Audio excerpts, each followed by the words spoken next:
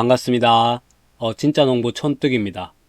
오늘은 배추 녹균병에 대한 예방 그리고 치료법에 대한 준비해 봤습니다. 시간이 허락되시면 영상 끝까지 시청해 보시고 녹균병을 확실히 컨트롤할 수 있는 방법 배워가셨으면 좋겠습니다. 자, 25년 가을 장마가 너무 길어서 가을 배추가 자라는데 최악의 조건이 되어버렸습니다. 예보를 보니까 이번 주에 이제 비가 그치고 다음 주에 해가 뜨는데 대신 최저기온이 영상 7, 8도까지 떨어진다고 합니다. 이렇게 되면 이제부턴 배추 녹균병 방제에 노력을 기울여야 할 때입니다. 올해는 비가 너무 잦아서 배추가 영양분 흡수를 제대로 하지 못했습니다. 이럴 때 배추 면역력은 굉장히 크게 떨어졌고요. 그만큼 배추도 스트레스를 굉장히 많이 받고 있는 상태입니다. 병원균들하고 해충들한테는 아주 좋은 조건이 되어버렸죠. 녹균병은 배추에 오는 무름병과 다르게 전염 속도가 굉장히 빠른 편이라서 한번 번지면 잡기가 쉽지 않은 게 사실입니다. 배추에 오는 조건은 크게 세 가지로 볼 수 있는데 온도와 습도, 광입니다. 자, 녹균병은 최적 발생 온도가 영상 7도에서 16도 사이입니다. 영상 20도 이상에서는 발생이 급격히 줄고 영상 25도 이상에서는 거의 발생하지 않거든요. 자, 두 번째는 습도입니다. 상대 습도가 90% 이상일 경우 또 이슬이 자주 맺히는 환경에서 녹균병은 매우 잘 생깁니다. 요즘 같은 날씨로 보통 아침 10시 전까지 안개가 걷히지 않으면 육안상으로 봤을 때 이런 조건이 발생했다고 보는데요. 가을이 깊어질수록 안개가 심해지니까 봄보다는 가을에 녹균병이 더 잘 걸리게 되는 겁니다. 그리고 잎의 표면이 젖어 있는 시간이 6시간 이상 지속되면은 감염 가능성은 언제나 발생합니다. 자, 마지막은 광입니다.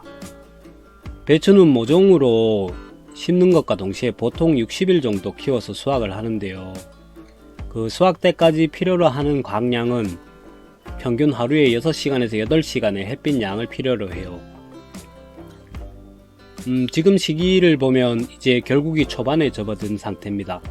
자, 지금 시기에 필요로 하는 강량을 단위로 따지자면 700에서 900 마이크로몰 매 제곱미터 초입니다. 자, 이렇게 파고 들기 시작하면 너무 복잡해지겠죠. 그냥 쉽게 말해서 흐린 날이 지속되면 녹균병이 잘 걸리는 조건이 돼버리고 심하면 배추가 결구되는데도 큰 영향을 끼칩니다. 자, 그 외에도 질소질 비료를 과하게 주거나 배추가 연약하거나 반대로 배추가 충분한 영양, 비료죠. 영양분을 충분히 흡수하지 못한 상태에서 이럴 때도 병을 크게 키울 수 있어요. 자, 이제 배추 녹균병과 치료에 대한 말씀을 드려볼게요.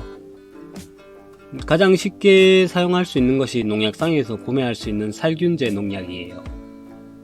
자, 녹균병이 오기 전에 사용하는 예방제와 녹균병 초기에 사용할 수 있는 치료제 이 두 가지가 있는데요. 같은 성분이지만 지역마다 농약 상품명이 다르기 때문에 품목명으로 설명드릴게요. 자, 농약을 구입할 때는 제품명이 아닌 품목명을 보고 구입을 하셔야 돼요. 자, 제가 지금껏 사용했던 녹균병 전용 예방제 중 효과가 가장 좋았던 두 가지를 설명을 드릴게요. 자, 첫 번째는 맹코제브 라는 품목명을 사용하는 농약입니다. 저희 지역에서는 다이센 M45라는 제품을 많이 사용합니다. 이 맹코제브는 접촉형 보호제입니다. 침투 이행이 안 된다는 거예요. 그냥 배추 잎 표면에 보호막을 형성시키는 건데요. 그 녹균병이 침입하는 자체를 막는 방어막을 이제 배추에 씌우는 거예요. 비가 자주 오거나 이슬에도 쉽게 씻겨 나갈 수 있어서 수분, 흡착이 되는 전착제를 함께 사용하는 것이 좋습니다. 자, 두 번째는 디메토모르프라는 품목명을 사용하는 농약입니다. 저희 지역에서는 포룸이라는 제품을 많이 사용합니다. 이 약은 침투 이행성이 있어요. 배추 잎 안까지 파고든다는 거죠. 그래서 초기에 예방뿐만 아니라 약간의 치료도 도와주는데 근데 직접 사용해 보니까 치료 효과는 거의 미미해서 예방제로 사용하시는 게 좋을 것 같아요. 자, 이미 녹균병이 배추 전체 또는 밭 전체에 번지고 있다. 이러면 예방제가 아닌 치료제를 사용하는 것이 시간과 비용을 모두 아끼는 방법입니다. 자, 이제 치료제에 대한 설명입니다. 제가 지금까지 사용해본 치료제 중에 효과가 가장 좋았던 게 품목명이 아미설브롬과 만디프로파미드입니다. 대표적인 제품명이 명작 액상소화제와 레버스 액상소화제가 있겠네요.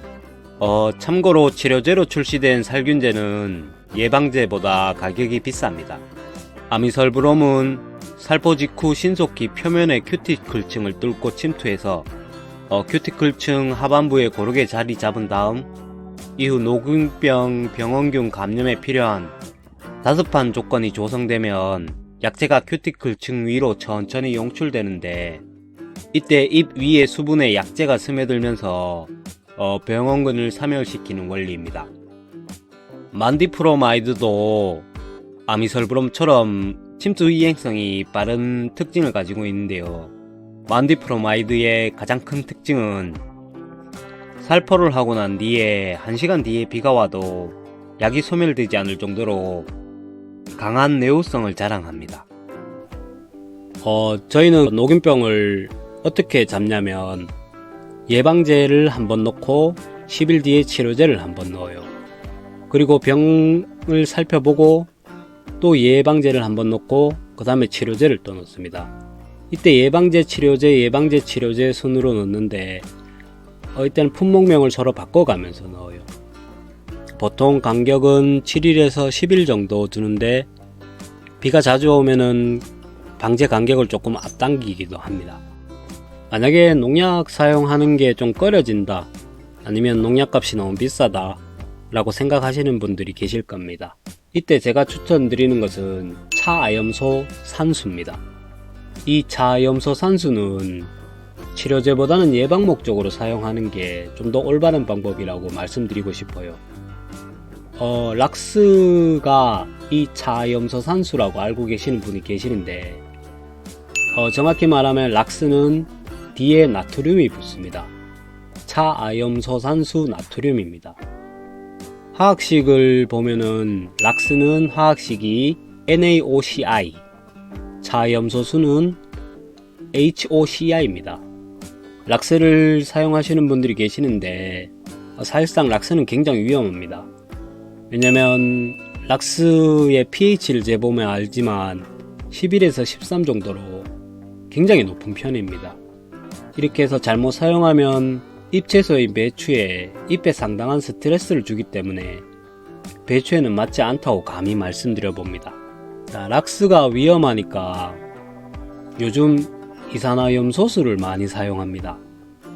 결론부터 말씀드리자면 이산화염소수는 배추 녹균병에 아무런 효과를 발휘하지 못합니다. 자, 왜냐면 녹균병이 걸린 배추를 잘 보세요. 그러면 잎 뒷면이나 잎 앞에 곰팡이 같은 포자가 보입니다. 이것 때문에 많은 분들이 녹균병은 곰팡이병이다 이렇게 오해를 하시는데, 정확히 말씀드리면 녹균병은 난균류, 곰팡이와 비슷하지만 곰팡이가 아닌 유사 곰팡이병이에요. 또 세균성병과는 완전히 다른 개념입니다. 자, 이산화염소수를 보면 세균과 바이러스, 또 일부 곰팡이 표면 포자를 억제하는 기능만 합니다. 난균류, 유사 곰팡이병인 녹균병에는 한계가 있다는 거죠. 제가 왜 차염소산수를 사용하는 게 맞다고 말씀드리냐면, 아까 말씀드렸던 배춧잎에 보이는 곰팡이처럼 생긴 포자, 이 녹균병 원균 포자를 제거해주는 역할을 합니다.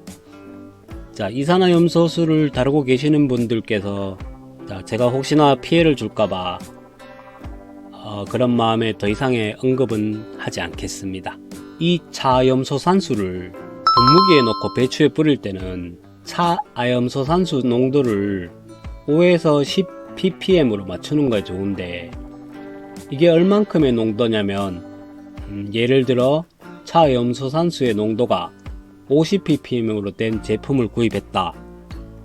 그러면 20L 분무기에 물 18L를 채우고 차염소산수를 2L 채우시면 됩니다.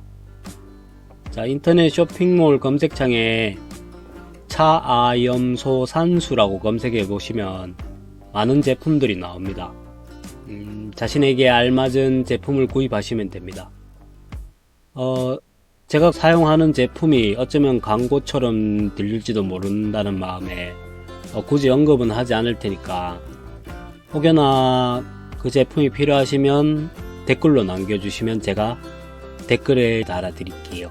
자, 차염소산수를 구입하실 때 꼭 확인해야 될 것이 있는데요.